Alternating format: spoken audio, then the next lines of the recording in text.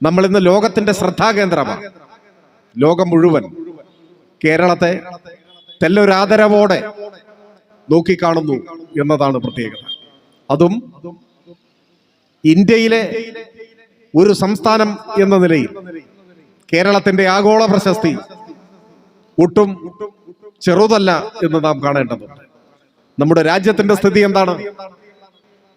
പ്രധാനമന്ത്രിയും സംഘപരിവാർ വിലക്കെടുത്ത ഇന്ത്യൻ മാധ്യമങ്ങളും ഉള്ളുപൊള്ളയായ അവകാശവാദങ്ങൾ ഉയർത്തുമ്പോൾ രാജ്യത്തിന്റെ യഥാർത്ഥ സ്ഥിതി എന്തെന്ന് ആധികാരികമായ സ്ഥിതിവിവര കണക്കുകൾ നമ്മോട് പറയും. ഗ്ലോബൽ ഹങ്കർ ഇൻഡെക്സ്, ആഗോള വിശപ്പ് സൂചിക, ലളിതമായി പറഞ്ഞാൽ ലോകത്തിലെ പട്ടിണി രാജ്യങ്ങളുടെ ഒരു ലിസ്റ്റാണ്, ഒരു പട്ടികയാണ്. അതീവ ഗൗരവതരമായി പട്ടിണി നിലനിൽക്കുന്ന രാജ്യങ്ങൾ. പട്ടിണി എന്നാൽ ഏതെങ്കിലും ഒരു നേരം ഭക്ഷണം കഴിക്കാതിരിക്കുന്നതല്ല പട്ടിണി. ഭക്ഷണം കഴിക്കാൻ ഒന്നുമില്ലാത്ത ദാരിദ്ര്യം, ആഴ്ചകളോളം പട്ടിണി, ഭക്ഷണം കഴിക്കാൻ ഒന്നുമില്ല, വെള്ളം മാത്രം കുടിച്ചു ജീവൻ നിലനിർത്തേണ്ടി വരുന്ന ജനങ്ങൾ.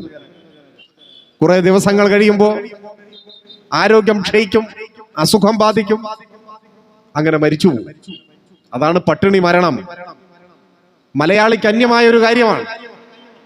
കേരളത്തിൽ പട്ടിണി കിടന്ന് മരിക്കുന്ന ഒരു മനുഷ്യന്റെ വാർത്ത മലയാള മനോരമയിലെങ്കിലും നിങ്ങൾ വായിച്ചിട്ട് കാലം എത്രയായി? അടുത്ത കാലത്ത് എവിടെയും അത്തരമൊരു വാർത്ത നമ്മൾ വായിച്ചിട്ടില്ല. കേരളത്തിൽ പട്ടിണി മരണമില്ല. എന്നാൽ കേരളം പോലെയാണ് ഉത്തരേന്ത്യ എന്ന് കരുതരുത്. പട്ടിണി കിടന്ന് മരിച്ചു പോകുന്ന നിർഭാഗ്യവാന്മാരും നിർഭാഗ്യവതികളുമായ മനുഷ്യരുടെ രാജ്യമാണ് നമ്മുടെ രാജ്യം. ഇത്തരം പട്ടിണിയെക്കുറിച്ചുള്ള ആധികാരികമായ റിപ്പോർട്ടാണ് ഗ്ലോബൽ ഹങ്കർ ഇൻഡെക്സ്. 125 രാജ്യങ്ങളാണ് ആ പട്ടികയിലുള്ളത്. അതിൽ ഇന്ത്യയുടെ സ്ഥാനം ഇപ്പോ 102 ആണ്. 125 പട്ടിണി രാജ്യങ്ങളിൽ 102ാം സ്ഥാനത്ത്, അതായത് ഏറ്റവും പുറകിൽ, ലോകരാഷ്ട്രങ്ങളുടെ മുന്നിൽ തലകുനിച്ച് നിൽക്കുന്ന രാജ്യമാണ് ഇന്ത്യ.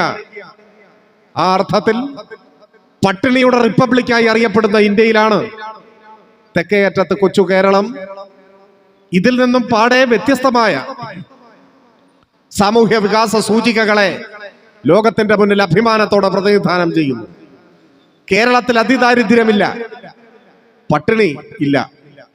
പട്ടിണി തുടച്ചു മാറ്റാൻ കഴിഞ്ഞ ആദ്യത്തെ ഇന്ത്യൻ സംസ്ഥാനം അതാണ് കേരളം.